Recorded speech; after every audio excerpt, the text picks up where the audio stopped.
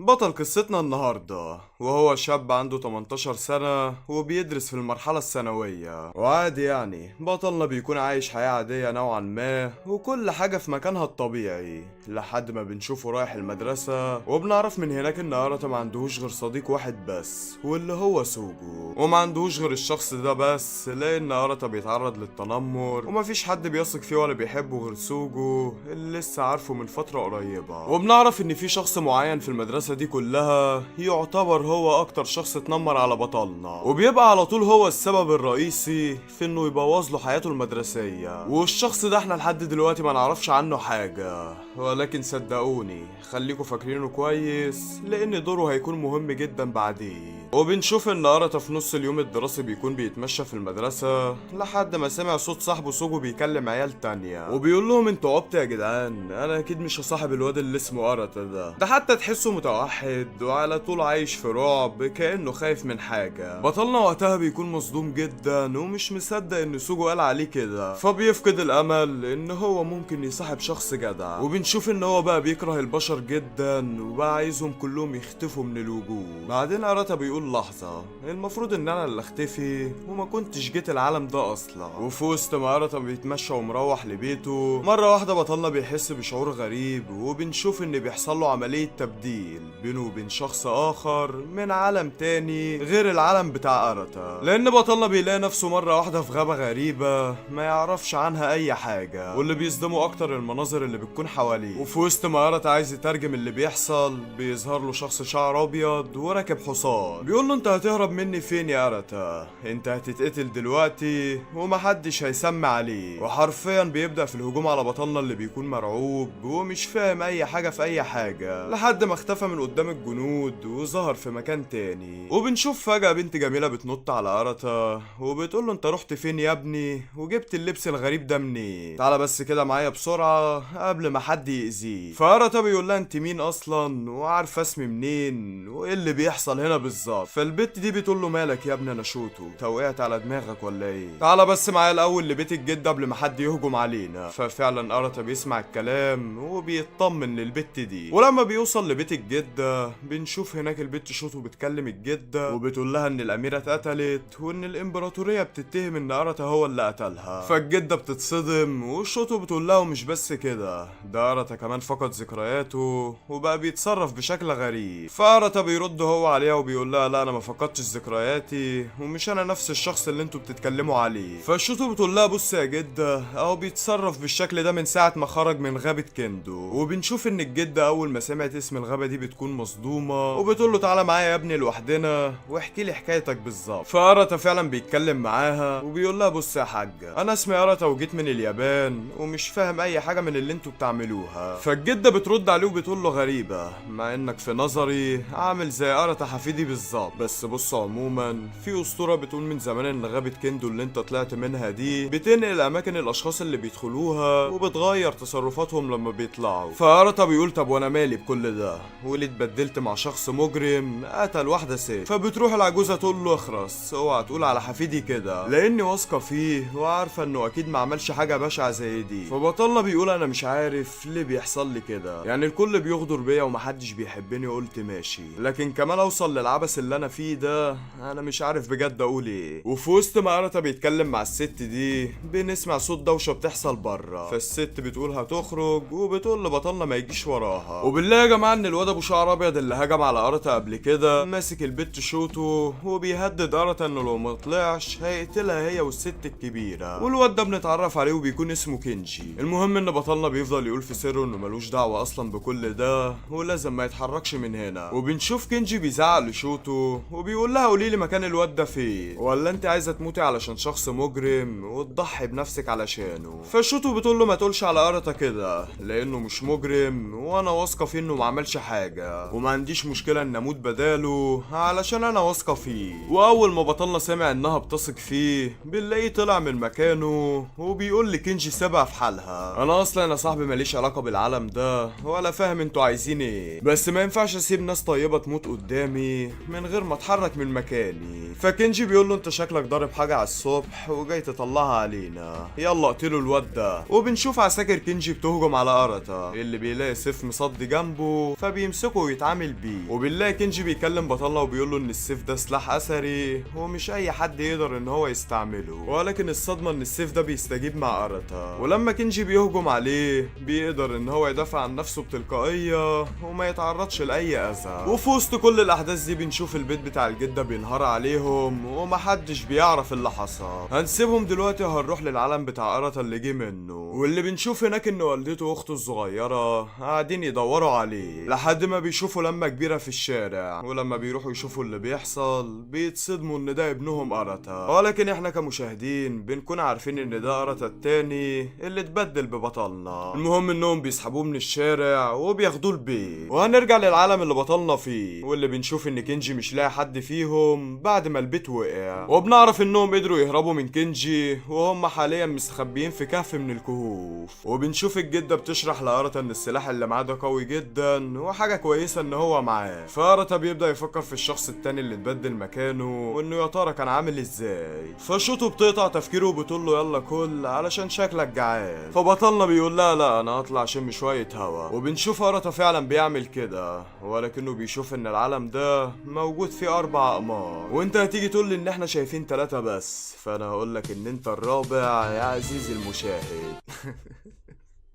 المهم هنسيب أراتا الحزين لوحده وهنروح لكنجي اللي بيكون قاعد في مكان أشبه للمعسكر، وبيدخل عليه شخص شكله مهيب شويتين بيكون اسمه أكاشي، واللي بناخد بالنا ان هو في رتبة أعلى من كنجي، وبيأمره ان هو ما يقتلش بطلنا ويجيبهوله عايش علشان يحاكموه قدام الناس كلها ويعرفوا الكل بالجريمة بتاعته. فكنجي بياخد الأمر وبيقول له تمام. وهنرجع تاني لأراتا اللي بيكون لسه قاعد حزنان، وبتدخل عليه البت تشوطه بالأكل وتقول له جرب بس انك تاكل وتدوق الاكل ده، انت حتى كنت بتحب الاكله دي. فأراتا بيقول لها شكرا بس انا ماليش نفس للاكل. فشوتو بترد عليه وبتقول له ما تخافش ذاكرتك هترجع قريب وهترجع لطبيعتك من تاني. فأراتا بيقول لها يا بنتي انت ليه مش مصدقه اني من عالم تاني؟ فشوتو بترد عليه وبتقول له امال ازاي قدرت تستخدم السلاح الاثري وتتعامل بيه كده؟ فبطلنا بيقول لها ما اعرفش هي صدفه مش اكتر. فبتقوم شوتو حضناه وبتقول له مش مهم الهبل اللي انت بتقوله ده، على العموم انا هفضل واثقه فيك ومش هسيبك ابدا. وايه ده صحيح هي فين السلسله اللي انا كنت مديها لك؟ شكلك كده ضيعتها وهتتعبني معاه. فأراتا بيفضل ساكت ومش بيعرف يرد عليها ازاي. فشوتو بتقول له عموما ولا يهمك خد دي خليها معاك واوعى تضيعها لانها غاليه جدا عليا، ويلا بقى كلك لقمه علشان كده مش نافع. ساعتها أراتا بيبدا ان هو ياكل وبنلاقي عجبه الاكل جدا وبيشكر شوتو عليه. وفي وسط كل ده مره واحده كنجي بيظهر لهم وبيكون ماسك الست العجوزة. وايوه يا جماعة كنجي لقى مكانهم وعايز بطلنا يسلم نفسه ليه علشان ما يقتلش الست دي. فللأسف بطلنا بيعمل كده فعلا علشان محدش يتأذي بسببه. وفي وسط ما أراتا خايف من اللي هيحصل له مرة واحدة في بوابة غريبة بتتفتح وبيقدر أراتا يشوف الغرفة بتاعته، وفي نفس الوقت بيكون أراتا التاني شايف هو كمان البوابة دي. المهم ان بطلنا بيحاول يعدي منها ولكنه للأسف مش بيعرف يعمل كده. وأراتا بطلنا بيكلم الواد التاني وبيقول له انت ايه اللي جابك الاوضه عندي؟ فالواد ده بيقول له صدقني معرفش يمكن علشان انت اتبدلت معايا. فبطلنا بيسكت شويه وبيقول له طب هو انت ليه قتلت الاميره؟ فأراتا التاني بيقول له نعم اميرتي اللي قتلتها، كنجي هو اللي قتلها وكمان بتحالف مع باقي الملوك اللي عملوا مؤامره على الاميره علشان يخلصوا عليها وحد فيهم ياخد الحكم بدلها. ولما عملوا الجريمه دي لبسوها فيا انا، مع اني ما اقدرش اقتل الاميره لانها كانت طيبه وبتحكم على الناس بعدل من غير اي ظلم. وصدقني يا صاحبي انا متضايق جدا من الخيانه اللي حصلت لها وعايز انتقم ليها باي شكل من الاشكال. فبنشوف ان بطلنا ارتاح لكلامه ومصدقه فعلا وبيقول له تمام انا هثق فيك مع اني لسه ما فهمتش حاجات كتير. فأراتا التاني بيقول له انا اسف على اللي حصل لك وانك اتحطيت مكاني. فبطلنا بيقول له عادي يا زميلي ما انت كمان اكيد قلقان ومش عارف ازاي تتعامل مع الناس عندك. وفي وسط ما هما بيتكلموا البوابه بتبدا انها تتقفل وبنشوف والدة أراتا بتخبط على الباب، وبطلنا بيكون نفسه ان هو يشوف والدته ولكنه للاسف مش بيلحق انه يعمل كده. المهم ان أراتا بيوصل للعاصمه علشان يتم محاكمته هناك، وبنشوف ان الجده وشوتو بقوا في امان وقاعدين في قريه من القرى. بس خلينا نركز دلوقتي على على أراتا اللي كينجي بيقول له انت عملت جريمة بشعة جدا لما قتلت اميرتنا الجميلة كيتوري. وانا عايز كل اللي موجود هنا يبص دلوقتي للمشهد ده، واللي بيكون عبارة عن جسد الاميرة بس محاط بتعويذة سحرية. وكينجي بيقول لهم ان الاميرة ما باتتش بشكل كامل لانها قبل ما تموت عملت تعويذة سحرية قدرت بواسطتها انها تحمي نفسها، ولكنها للاسف مش هتعيش كتير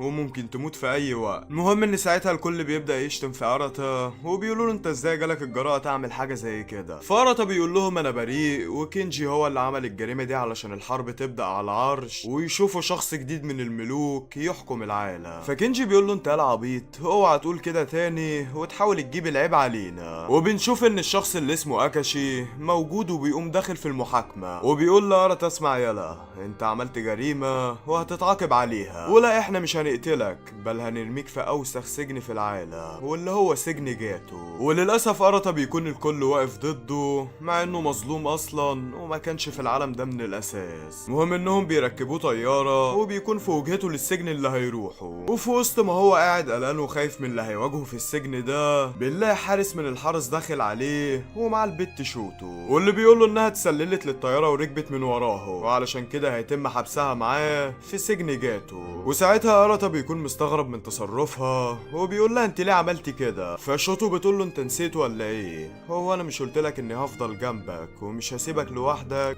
صحيح انا خبيت الشنطة بتاعتك معايا والسلاح الاثري كمان علشان تستعملهم. وبنلاحظ ان شوتو كانت مخبية الحاجات دي في مكان مريب شويتين، ولكن بلاش نركز. المهم ان بطلنا بيكون مطمن شوية لما شاف البت دي وبيحاول ان هو يستخدم سلاحه علشان يهربوا من الطيارة، ولكن للأسف السلاح مش بيشتغل مع أراتا لحد ما مرة واحدة بنشوف ان السلسلة اللي شوتو اديتها له اتفعلت مع السيف، وفجأة أراتا وشوتو بيظهروا في نص السما وبنلاقي الأميرة ظهرت لهم. أيوة الأميرة كيتوري اللي المفروض انها تعرضت للخيانة بتظهر قدامهم وبتقول لبطلنا كويس أخيرا اني قدرت اتواصل معاك يا أراتا لان عايز اطلب منك طلب محدش غيرك هيقدر عليه. فأراتا بيقول لها طلب مني انا؟ فبتقول له ايوه انا ما عادش فاضل لي كتير وقربت ان اموت، واللي خلاني اصلا اعمل التعويذه دي هي ان عايز اتكلم معاك لانك انت يا أراتا انسب شخص المفروض انه ياخد المنصب بتاعي ويحكم العالم ده بدالي. فانا طالبه منك يا أراتا انك تستعمل سلاحك علشان توقف الحرب دي وتبقى حاكم على الشعب بتاعنا. فبطلنا بيقول لها انا اسف بس مش هقدر اعمل كده لان ما عنديش القوه الكافيه اللي اقدر اعمل بيها حاجه زي دي. فالاميره بتقول له انا اسفه مش هعرف اتكلم معاك اكتر من كده لان ده بياخد من طاقه الحياه بتاعتي، بس انا يا أراتا واثقه فيك وعارفه انك هتغير حاجات كتير. المهم ان كل حاجه بترجع لطبيعتها وأراتا وشوتو بيرجعوا للطياره وبنشوف أراتا بيقول هو انا فعلا اقدر اغير العالم؟ فشوتو بتقول له اكيد تقدر، ده كمان الاميره واثقه فيك ودي حاجه كبيره جدا، وانا كمان واثقه فيك وهشجعك في اي حاجه انت عايزها. صحيح اخفي السلاح بتاعك علشان ما نعملش قلق واحنا داخلين السجن. فأراتا بيقول لها طب وازاي هعمل كده؟ فبنشوف شوتو بتمسك ايد بطلنا وبتدخل جواه السيف، فبيبدأ أراتا ان هو يصرخ وشوتو بتقول له بطل دلع مفيش ألم اصلا وما تخافش يا عم، ده اي حد معاه سلاح اثري يقدر يعمل بيه كده. وفي وسط ما هم قاعدين يرغوا مع بعض بيكونوا اخيرا وصلوا لسجن جاتو، واللي بيكون سجن شكله مرعب جدا وما فيهوش اي منظر يبشر بالخير. المهم ان ابطالنا بيدخلوا وبيشوفوا المساجين التانيين وبنعرف ان سمعة أراتا وصلت ليهم والمساجين كلهم عرفوا ان هو اللي قتل الاميرة، فما بيكونش حد حابب يتعامل معاه لحد ما مرة واحدة بيظهر لأراتا عيلين صغيرين واللي بيكونوا عايزين يقتلوا بطلنا بسبب ان هو يعني اللي قتل الاميرة، وبيبدأ واحد منهم بالهجوم على بطلنا وبينجح فعلا انه يصيبه ببعض الاصابات، والواد ده بيفضل يتريق على أراتا وبيقول له هو انت ازاي بالضعف ده وقدرت تقتل الاميرة؟ ولكن قبل ما الواد ده يكمل كلام مع بطلنا بنشوف ان في زلزال بيحصل في المكان والكل بيبدأ يجري في السجن زي المجانين، وده بسبب ان في وحش بيحرس السجن لازم له كل يوم على الاقل ياكل له شخصين علشان يا دوبك يسلك بيهم زوره. المهم ان في واحدة في السجن اسمها اوسو بتدخل على أراتا وبتشرح له اللي حصل دلوقتي، وبتقوم سحبة توكة شعر من التوكتين بتوع شوتو كمقابل ليها على المعلومات اللي قالتها. بيقرر أراتا في الوقت ده ان هو يسحب شوتو ويبعدوا عن المساجين على قد ما يقدروا، وبنلاقي شوتو بتعالج الإصابة بتاعت أراتا، وبيبدأ بطلنا يفكر ان البت دي عملت معاه حاجات حلوة كتير ولازم انه يشكرها. ويا دوب لسه أراتا بيقول لها شكرا ليكي يا شوتو على كل اللي عملتيه، مرة واحدة الأرض بتنهار والبت شوتو بتقع تحت الأرض، وللأسف بطلنا مش بيلحق ان هو ينقذها، فبيبدأ يدور عليها بشكل عبثي في كل أنحاء السجن لحد ما بيشوف أوسو قدامه، البت اللي قابلها قبل كده، وبتقول له مالك وشك مخطوف كده ليه؟ فبطلنا بيقول لها ما شفتيش البت اللي كانت معايا؟ فأوسو بتقول له تمام انا عارفه مكانها على فكره، ولكن انت طبعا عارف ان كل حاجه وليها مقابل. فأراتا بيعرض عليها شنطته علشان تاخدها، ودي يعتبر اغلى حاجه معاه حاليا. فأوسو بتقول له تمام ماشي، البت بتاعتك الاخين هم اللي خطفوها، والاخين دول هم اللي واحد منهم قاتل بطلنا اول ما وصل السجن. المهم ان أوسو بتعرفه مكانهم، وبنتصدم انها مرضيتش تاخد شنطته، وبتقول له يلا انت مستني ايه، روح انقذ البت بتاعتك. فأراتا بيشكرها وفعلا بيتحرك لمكان الاتنين دول. في الوقت ده بنشوف ان الاخين بيعاملوا شوتو معاملة حلوة، وهم اصلا حابينها وعايزين يتعرفوا عليها، والاتنين دول بيكون اسمهم جينشي وكانتا. المهم ان جينشي بيقول لكانتا انا هروح اشوف لنا حاجة ناكلها، وفعلا بيروح وبيسيب كانتا مع شوتو لوحدهم، وبنشوف ان الواد ده مكسوف جدا ومش عارف ازاي يفتح كلام مع البت دي، فبيقرر ان هو يروح يشوف جينشي لانه اتأخر عليه، ولكنه اول ما بيبدأ يدور على صديقه بيلاقيه مرمي جنب بطلنا، فبيفتكر ان أراتا هو اللي هجم عليه، فعلى طول بينقض على بطلنا، بس أراتا بيصد ضرباته، وجينشي بيقول لك انا تبطل هجوم على الراجل ده لانه انقذني اصلا من مجموعة من الاشخاص كانوا بيطاردوني، والاشخاص دول بيكونوا سرقوا خاتم مهم جدا لجينشي. فكانتا بيقول له طب تمام خليك انت هنا مع الراجل المحترم ده وانا هخلص الحوار ده واجي. فجينشي بياخد أراتا المكان شوتو وبيعرفوا انهم ما عملوش ليها حاجة وحشة، وبتبدأ شوتو انها تعالج اصابته، وجينشي بيعتذر لبطلنا وبيقول له انا اسف ليك، بس انا وكانتا اتعودنا ان احنا اكتر من الصحاب وعلى طول في ظهر بعض، والخاتم اللي اتاخد مني ده هو خاتم غالي عندي جدا لان دي الحاجة الوحيدة اللي باقيالي من والدتي. وفي وسط ما هم قاعدين يتكلموا بنشوف كانتا دخل عليهم وبيكون نجح فعلا في انه يرجع الخاتم، بس كانتا بيكون لسه عايز يقاتل أراتا علشان يختبر مهاراته، ولكنه قبل ما يعمل كده بنلاقي حارس السجن سحبه من مكانه في منظر مرعب جدا، وبيكون بطلنا على وشك انه يحصل له كده هو كمان، ولكن الواد جينشي بيزقه وهو اللي بيتاخد مكانه. ساعتها أراتا مش بيصدق اللي حصل وبيقول انه لازم ينقذ العيال دي، فشوتو بتقول له انت ازاي هتعمل كده؟ فأراتا بيقول لها معرفش، بس هدور على مكان الحارس بتاع السجن علشان احاول اوصل لهم باي طريقه. فشوتو بترد عليه وبتقول له تمام ماشي انا معاك عموما في اي حاجه. وهنروح دلوقتي للاخين اللي بيكونوا متربطين هما الاتنين عن طريق حارس السجن، واللي بيقول لهم يا شويه مجرمين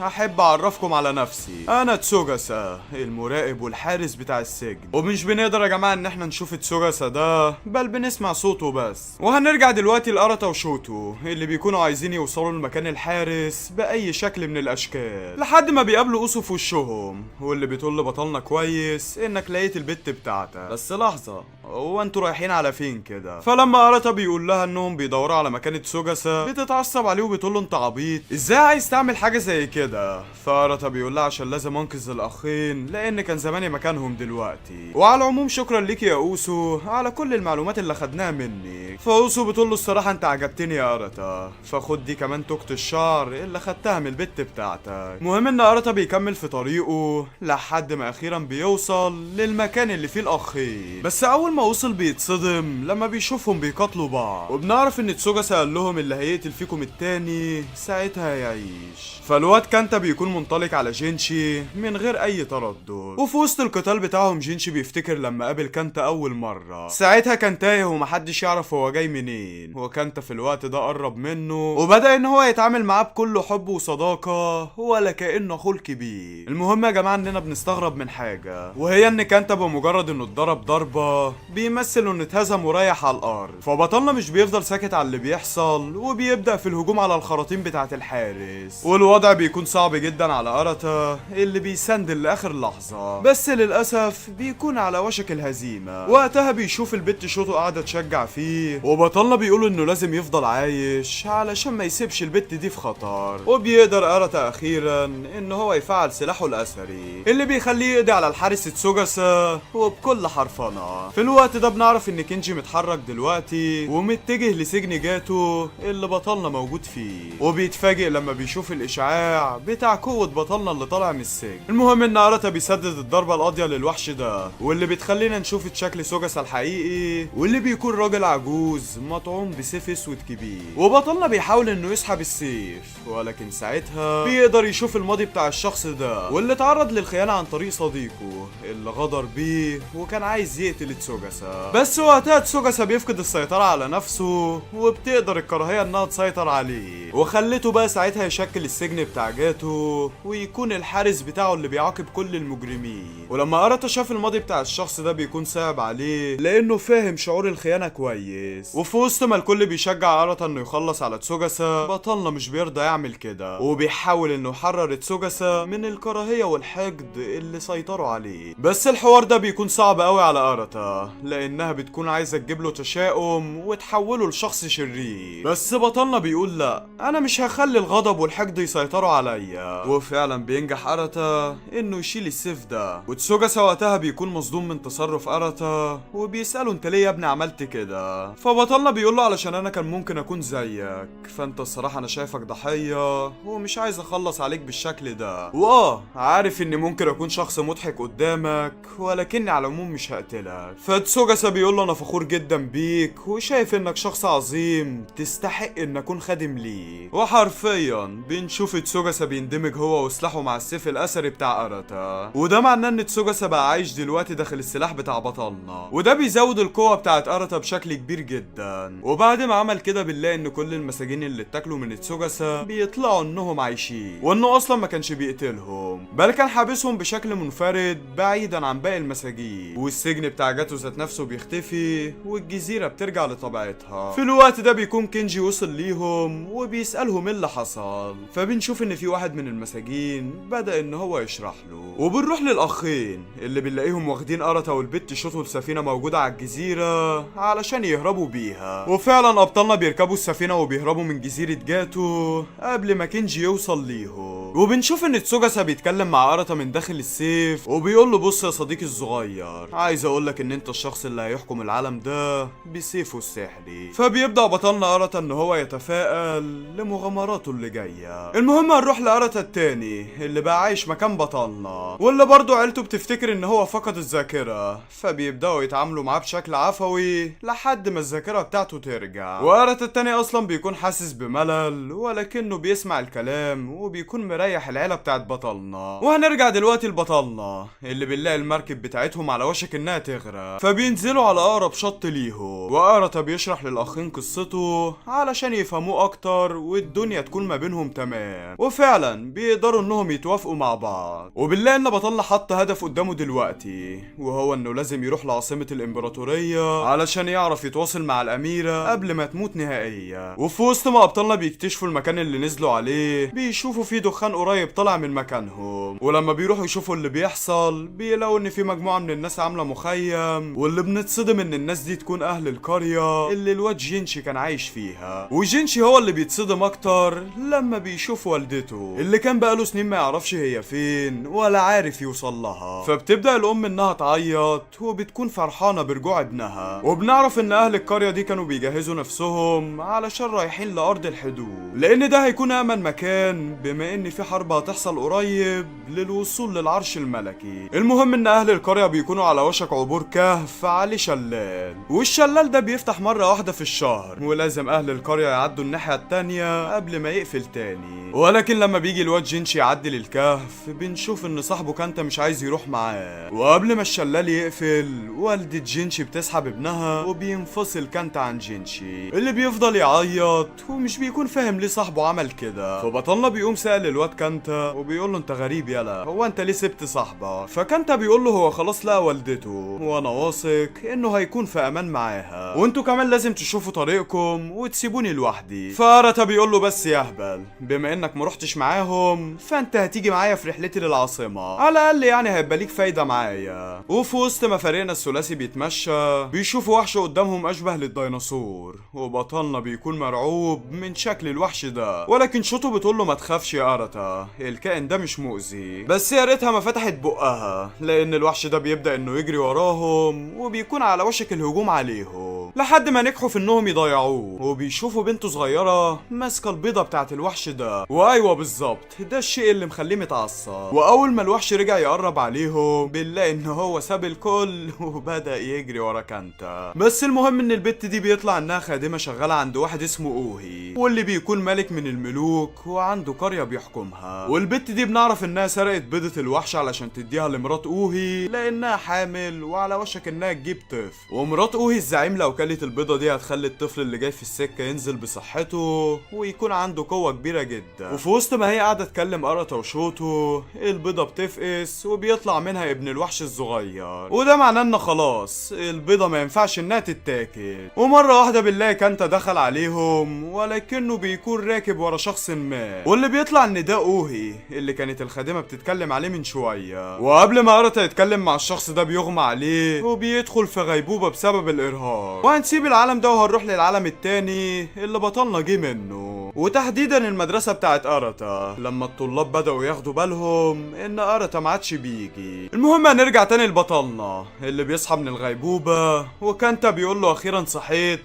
ركز معايا دلوقتي لاني عرفت ان الشخص اللي اسمه اوهي هو في الاصل الدراع اليمين لكنجي. فانا مش عايزك تعرفه ان انت ارتا اللي فاكرينه قتل الاميره علشان ما يحصلش مشاكل وكده. والصراحه يعني الراجل عمل معانا الواجب وبزياده، واكبر دليل ان انت نايم دلوقتي في سريره. فبطلنا بيقول له ما تقلقش يا كانتا، كله تحت السيطره. في الوقت ده اوهي بيخش عليهم وبيعرف نفسه لارتا وبيقول له تعالى يا صاحبي لما اخدك في جوله حوالين القريه بتاعتنا. وقبل ما نكمل معاهم هنروح للواد كنجي اللي بيقوله واحد من العساكر بتوعه وبيقول له الحق يا زعيم، في شخص صفى وقتل من عندنا ناس كتير، تعال بسرعه وشوف اللي حصل. فكنجي بيبدا ان هو يقلق لحد ما فعلا شاف ناس كتير من عنده مقتوله وغرقانه في دمها، وواحد منهم بيقول لكنجي ان اكاشي هو اللي عمل فيهم كده. فكنجي بيبقى مصدوم ومش مصدق ان اكاشي غدر بيه وعمل كده في العساكر بتاعته. وكنجي بيستنتج ان اكيد اكاشي دلوقتي متجه للقريه بتاعت اوهي علشان يقتله هو كمان. فبيقول لزمايله جهزوا نفسكم علشان هنروح للقريه بتاعت اوهي دلوقتي، هرجعكم تاني لارتا اللي بيكون بيتمشى مع اوهي. وبطلنا بيسال اوهي وبيقول له ايه رايك في الحرب اللي هتبدا بسبب العرش. فاوهي بيرد عليه وبيقول له انا متضايق الصراحه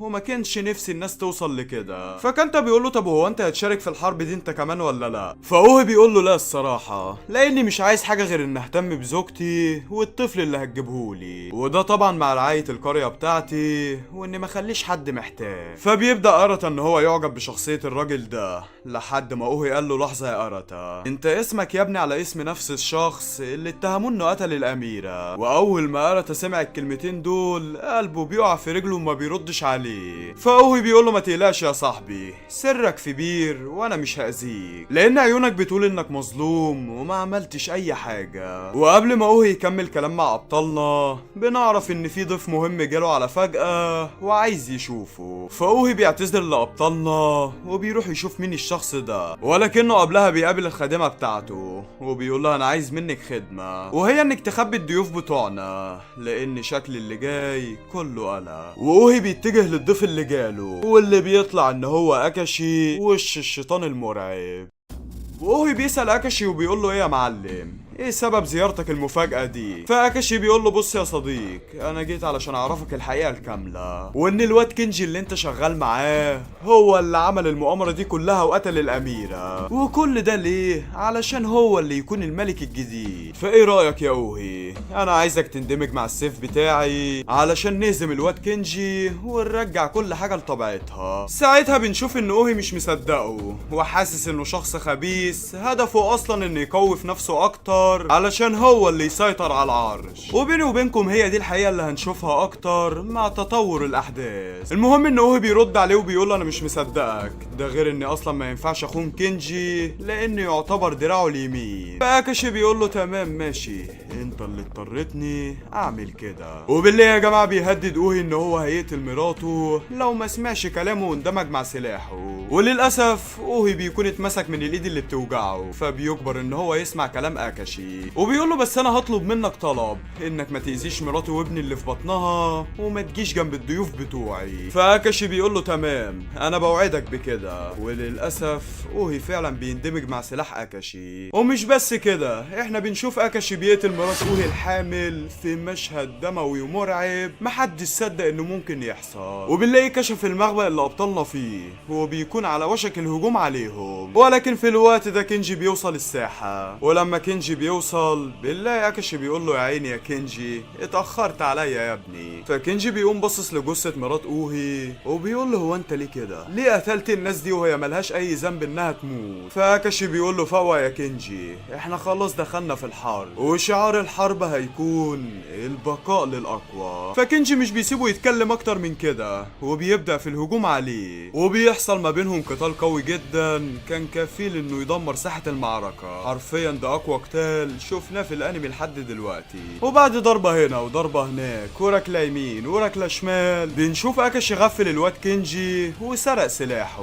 ولما بيعمل كده بنلاقي كينجي ما فقدش الامل وبيكمل في القتال من غير سلاح، ولكنه بيتعرض للهزيمة واكاشي بيفضل يهين ويذل فيه بكل الطرق لحد ما بيقرر ارتا ان هو يتدخل. وبيزعل لاكاشي وبيقول له انت جنس ملتك ايه علشان تقتل في ناس ابرياء من غير اي سبب، لدرجة كمان انك قتلت عيل صغير لسه حتى ما اتولدش. انا بجد مش فاهمك ولا عايز حتى افهمك، بس اللي انا واثق فيه ان انت خلاص بقيت عدوي. فاكاشي بيرد عليه وبيقول له ولا ما تعيشليش في دور البطل القومي لانك هتندم على كده بعدين. وبالله الخادمة بتاعت اوهي بتدخل على كينجي وبتقول له انت هترجع اوهي صح؟ فكينجي بيقول لها للاسف انا مش هقدر اعمل كده لان الشخص لما بيندمج في سلاح حد تاني مش بيقدر ان هو يرجع. فبتبدأ الخادمة انها تعيط وبنلاحظ ان كينجي مكتئب وعايز يمشي من قدام ابطالنا، ولكن اراتا بيمسكه من هدومه وبيقول له انت هتمشي كده من غير ما تقول حاجة؟ انت اصلا السبب في كل اللي حصل ده من اول لما طعنت الاميرة، وانت كمان السبب في موت الشخص الطيب اللي اسمه اوهي هو ومراته. حرفيا الشخص ده انا اتعاملت معاه وكان طيب جدا وما كانش عايز ان هو يسيب شغله معاك لاخر لحظة، فانت جاي لي دلوقتي عايز تمشي من غير ما تتكلم ولا كأن حاجة حصلت. فبنلاقي كينجي انفجر فيه وبيقول له انت تعرف ايه عني بالظبط علشان تقول لي كده؟ انا بس قدامي هدف واحد هو اللي وصلني لكل ده، والهدف ده يا جماعة هنعرفه ولكن بعدين مش دلوقتي. المهم ان كينجي فعلا بيمشي من قدامهم، ولما الليل بيجي اراتا بيقعد هو وشوتو والواد كانتا. وبنلاقي ان بطلنا عايز ينتقم من اكاشي باي طريقة، ولكن برضه بيكون قاعد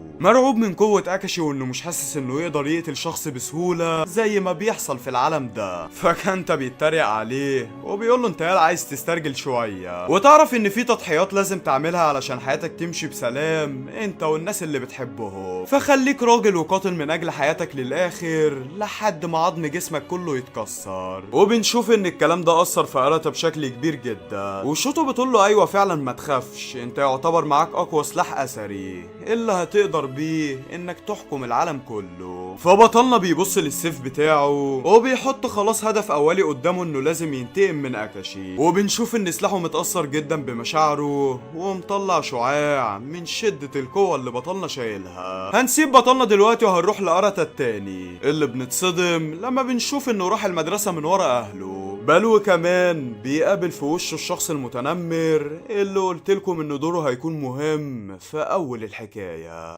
المهم ان اراتا بيكلم الواد ده وبيقول له ازيك يا رجولة، هو انت تعرف الواد أرتا؟ ساعتها المتنمر واللي بنعرف ان اسمه شادو بيقول له هو انت جاي تستخف دمك ولا ايه؟ في الوقت ده بنتفاجئ لما والدة بطلنا بتخش على أرتا التاني وبتقول له انت ايه اللي خرجك بره البيت؟ ومادام انت يا ابني عايز تروح المدرسة لازم الاول تسلم على مدرسينك لانك غايب عليهم من فترة. وبنشوف ان شادو واقف بيوعد بطلنا بعقاب شديد لانه اتكلم معاه بعفوية. المهم ان الواد أرتا فعلا بيسلم على المدرسين وبيبدأ انه يلف في المدرسة لحد ما قابل اتنين في وشه بيقولوا له تعالى فوق السطح دلوقتي علشان شادو عايز يقابلك. فأرتا بيقول لهم تمام ماشي، وفعلا بيطلع لفوق السطح وفوق بنلاقي ان هو مش بيدي اهتمام لشادو وبيبدأ انه يستكشف المناظر بتاعة المدرسة. فشادو بيقول له هو انت يالا نسيت نفسك ولا ايه اللي انت بتعمله ده؟ فأرتا بيقول له انت اللي مين بالظبط واللي بتتعامل معايا كده؟ هو انت كنت صاحب أرتا ولا حاجة تانية؟ فالشادو بيبقى جازز على اسنانه ومش مصدق ان أرتا بيعمل كده قدامه. فساعتها أرتا التاني بيكون زهق منهم وعايز يمشي، فالشادو بينادي عليه وبيقول له انت يالا مجنون عايز تمشي واحنا بنتكلم؟ فبيقوم أرتا لافف ليه وبيلاقيه عايز يهجم عليه، فأرتا بيديله بالرجل وبيخليه يريح على الأرض وبيقول له انا مش فاهم ايه اللي كان بينك وبين أرتا، بس انا مش هسمح لك انك ما تحترموش. وهنرجع تاني لبطلنا اللي بيكون قاعد يتمشى مع كانتا وشوتو لحد ما شوتو رجلها اتلوت تحتيها ومش بتكون قادرة تمشي. فكانتا بيقول لهم ان في كوخ قريب من هنا تعالوا نريح فيه، وفعلا ده اللي بيعملوه. بس بنكتشف احنا كمشاهدين ان الواد كينجي بيراقبهم وشكله ناوي على حاجة. بس خلينا دلوقتي مع ابطالنا واللي بنشوف الواد كانتا بيقول لهم انه يطلع يدور على عشبة هتعالج الاصابة بتاعت شوتو. فأرتا بيشكره على كده وفعلا كانتا بيتحرك. ولما بطلنا بيقعد شوية مع البت شوتو بيلاحظ انها قاعدة تتحمرش فيه والوضع مش بيكون لطيف لبطلنا. فأرتا بيقوم خلع منها بشياكة وبيقول لها انا هطلع بص بره كده في المنطقة. وبطلنا بيقول بينه وبين نفسه انه ما ينفعش يخلي شوتو تعمل معاه حاجة او تحبه بجد، لانه في الاول وفي الاخر مش نفس الشخص اللي هي اتربت معاه. وفي وسط ما أرتا بيتمشى بنلاقي مرة واحدة السلسلة بتاعته بدأت تدي اشارة مع السلسلة التانية بتاعت أرتا التاني، وبنشوف ان في بوابة بتتفتح زي ما حصل قبل كده،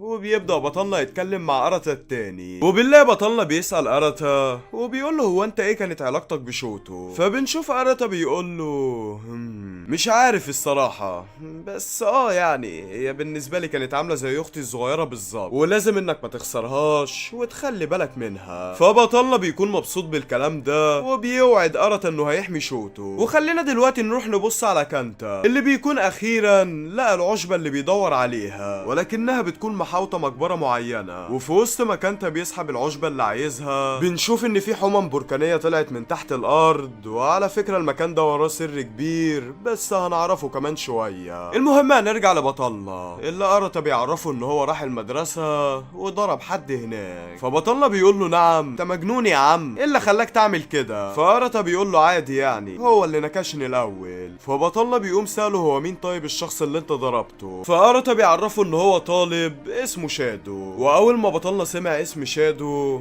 بنلاقيه اتجمد في مكانه ومش قادر يتكلم. فأرتا بيقول له مالك في ايه يا عم؟ انت مالك اتسمرت كده ليه؟ اكيد الواد الرخم ده ما كانش صاحبك صح؟ فبنشوف أرتا بيفتكر ماضيه وبنلاقي ان الواد شادو ده كان صاحبه في اول ايامه في المدرسة، ولكن في حاجة حصلت غيرت كل ده ووصلتنا للي احنا فيه. المهم ان البوابة بتتقفل في وسط ما بطلنا مصدوم انه سمع خبر عن الواد شادو، وبيكون بطلنا في طريقه للبت شوتو، ولكن مرة واحدة من العدم كينجي بيظهر له من وراه وبيكون عايز ياخد سلاحه. وبنشوف يا جماعة نفس الحمم البركانية اللي ظهرت عند كانتا بتظهر كمان عند بطلنا، وبنلاقي ان كينجي عارف يتعامل مع النار كويس لان اصلا قوته كان لها علاقة باللهب. وبنشوفه بيكلم أرتا وبيقول له ان الحمم البركانية دي بتظهر كل فين وفين وده بسبب الجبال، فخلي بالك بقى يا شاطر لان النار عندنا بتاكل الناس. فأرتا بيقول له مش فاهم برضو وانت عايز ايه؟ فكينجي بيقول له سلم لي سلاحك وانا ساعتها مش هقتلك. فبطلنا بيبدأ ان هو يرعش وبنلاحظ ان هو خايف، فكينجي بيقوم قايل له حتى بص انت اصلا مرعوب ومش عارف ازاي تتصرف. وفي ثانية الا ثانية كينجي بياخد سلاح أرتا وبيكون على وشك انه يقتله، ولكننا بنشوف شوتو بتصرخ من بعيد وبتتوسل لكينجي انه ما يقتلش أرتا. وقتها في شعلة كبيرة بتحوطها والبت شوتو بتكون في خطر كبير، والمشهد ده بيفكر بيفكر كينجي بالشخص اللي كان غالي عنده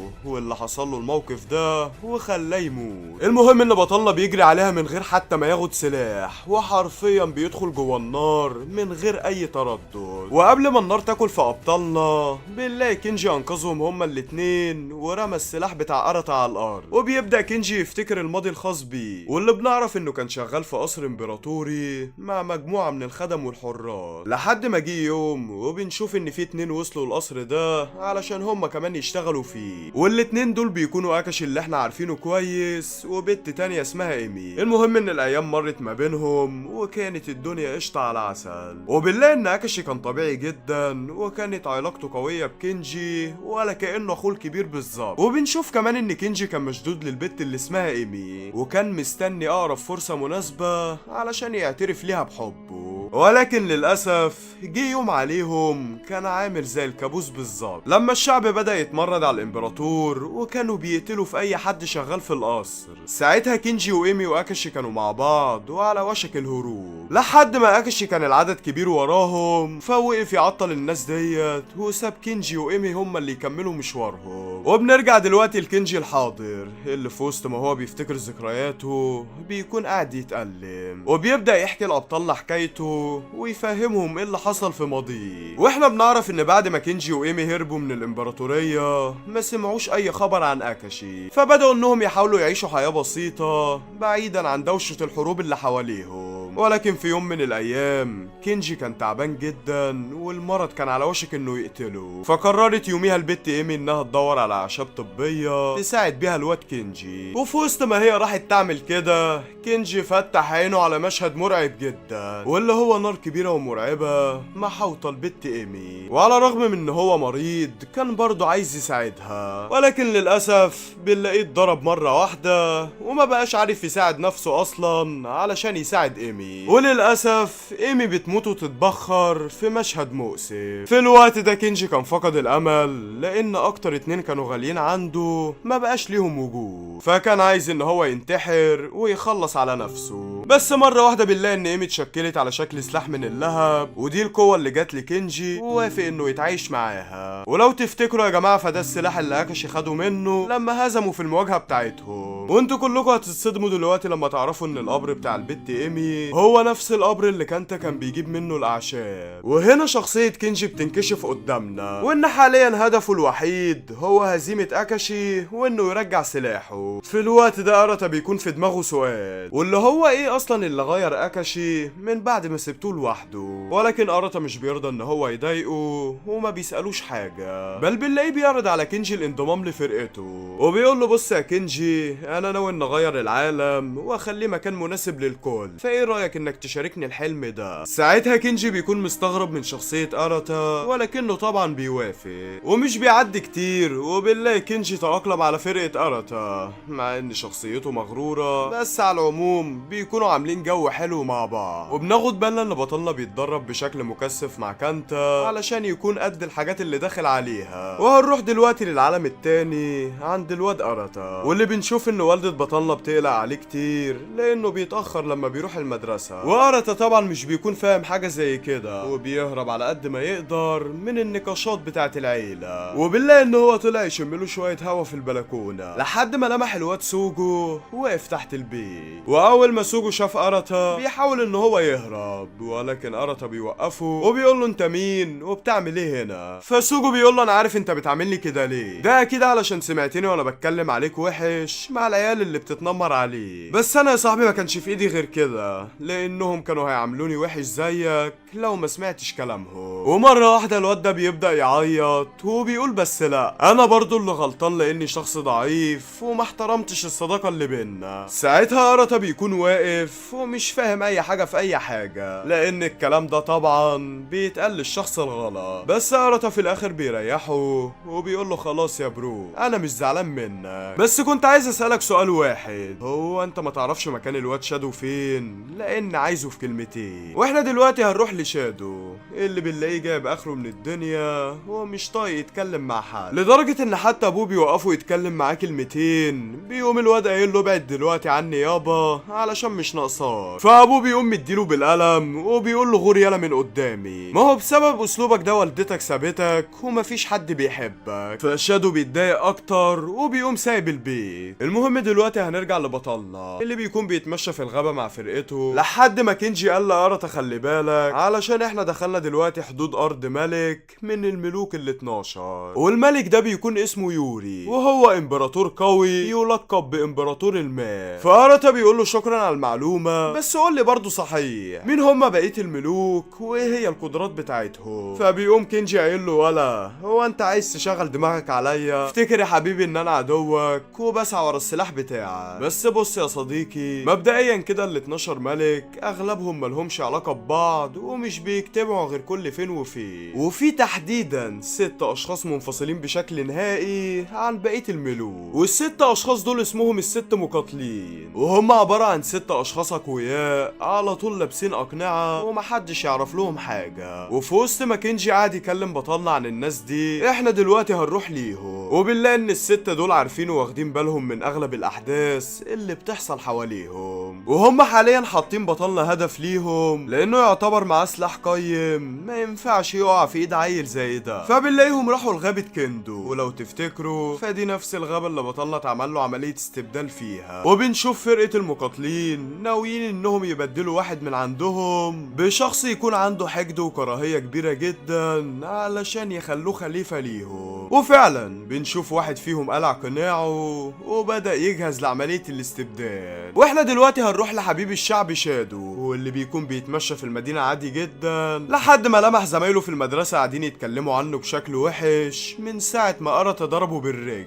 فشادو بيكون على وشك انه يقاتلهم كلهم، ولكن أرتا بيدخل عليهم وبيقول لهم احنا هنوقف هنا، ولان كمان مفيش عدل ان 4 اشخاص يكونوا على واحد، وعلشان كده انا هساعد شادو. ساعتها ال4 عيال بيقولوا ان الحوار اصلا بوخ وانهم هيمشوا دلوقتي، وفعلا ال4 بيخلعوا من قدامهم. وساعتها بنلاقي شادو انفجر على أرتا وبيقول له هو انت مين اللي قالك تساعدني؟ هو انت عايز تخلي شكل عبيط؟ انا عارف انك على طول بتحب كده. فأرتا بيقول له انا مش فاهمك برضو، هو انا ليه حاسك غيران من أرتا وشايل منه كتير؟ فقبل ما شادو يكمل زعيق بنلاقي والدة بطلنا داخلة عليهم ومن غير اي مقدمات بتضرب أرتا بالقلم وبتقول له انت ازاي تهرب كده من البيت وتخلينا قلقانين عليك وقاعدين ندور عليك في كل مكان. فأرتا بيبدأ يحس بالذنب وبيقول لها انا اسف ان خليتك تحس بكده. وفي وسط ما هو عايز يلم الدنيا شادو بيمشي ويسيبهم وبيبدأ انه يغرق في مشاعر الحقد والكراهية، وبنلاقيه شايف كل حاجة حواليه سواد وان السبب الرئيسي اللي خلاه كده هو أرتا بطلنا. وفي الوقت ده شادو بيكون في كمية شر قادرين انهم يمحوا الكون كله، بس مرة واحدة شادو بيحصل له نفس اللي حصل لأرتا، وفعلا واحد من ال6 مقاتلين بيكون خلاص بيبدل جسمه معاه، ولكن قبل ما يعمل كده بينقل ذكرياته عن أرتا في العالم ده وبيعرفه كل حاجة حصلت بحركة واحدة بس. وفجأة شادو بيظهر في غابة كندو وبنلاقيه قاعد يضحك بشكل هستيري وبيقول انا برضو يا أرتا حسيت انك الفترة الأخيرة متلخبط وفي حاجة غريبة بتحصل حواليه. المهم ان فرقة ال6 مقاتلين بيرحبوا بيه وبيقولوا له ان انت الشخص المختار اللي هتكمل فرقتنا واحنا اللي هنخليك تحقق كل اللي نفسك فيه. فشادو بيقول لهم انا مش عايز غير حاجة واحدة بس وهي ان نخلص على أرتا. فالمقنعين دول بيقولوا له ما تقلقش احنا هنخليك دلوقتي تجرب سلاح اثري يدعى بأوريشي سلاح الموت، والسلاح ده مشكلته حاجة واحدة بس وهي انه بيقتل اي حد مش بيقدر يستخدمه. فشادو بنلاقيه مش بايع على حاجة وعلى طول بيخش يحاول استخدام السلاح ده، وفعلا شادو بيثبت لأوريشي ان هو اقوى منه وبينجح في السيطرة على سلاح الموت. وفي وسط ما أرتا بيتمشى مع فرقته بنلاقي الواد شادو ظهر لهم في وشهم، ومش بيكون حد عارف مين ده غير أرتا اللي بيكون مصدوم جدا ومش فاهم ازاي ده بيحصل. البطل، وبيقوم سائل شادو انت ايه اللي جابك هنا؟ فشادو بيقول له عيب يا جدع، بدل ما تاخدني بالحضن تيجي تقول لي كده. وبيقوم مجرب سلاحه على بطلنا اللي بينجح في صد ضربته، وزمايل بطلنا بيسالوه مين ده، فبنشوف أراتا بيرعش ومش عارف يرد عليهم، بل بيكلم شادو وبيقول له فهمني بجد انت ازاي جيت العالم ده؟ فشادو بيقول له المفروض انا اللي اسالك السؤال ده واقول لك انت ليه مشيت وسبتني. انا كنت حاسس ان في نقص في حياتي وان الجزمه بتاعتي اختفت من الوجود، فانا دلوقتي مش قادر اصدق انك اقنعت الناس اللي معاك دي انك بطل، بل وكمان عايز تحكم العالم ده. يا جدع ما تضحكنيش. وبنشوف ساعتها أراتا متسمر مكانه ومش قادر يستحمل كلام شادو، وبتبدأ الكراهية انها تزيد عند أراتا، وبيقول له انت عمرك ما هتفهم المعاناة اللي خلتني اعيشها. وبيبدأ حرفيا بطلنا ان هو يتحول لشيطان وبيكون على وشك فقدان السيطرة على قوته، فشوتو بتدخل تحضنه وبتحاول انها تهديه، وبتقول له ان أراتا عمره ما كان كده ولا عمره ما كان هيتحول لشرير. وساعتها بيبدأ أراتا انه يهدى ويرجع لطبيعته. وقبل ما شادو يهجم عليه بنشوف فرقة المقاتلين بيقولوا له انسحب دلوقتي لانك مش هتعرف تقاتل أراتا غير لما تفعل قوة سلاحك الكاملة. فبيقرر شادو فعلا انه ينسحب معاهم، وأراتا بيكون لسه واقف مصدوم من شادو وانه دخله في العالم ده، وبنلاقي سلاح بطلنا فلت من ايده. واول واحد بيستغل الفرصة دي بيكون الواد كينجي اللي بيسرق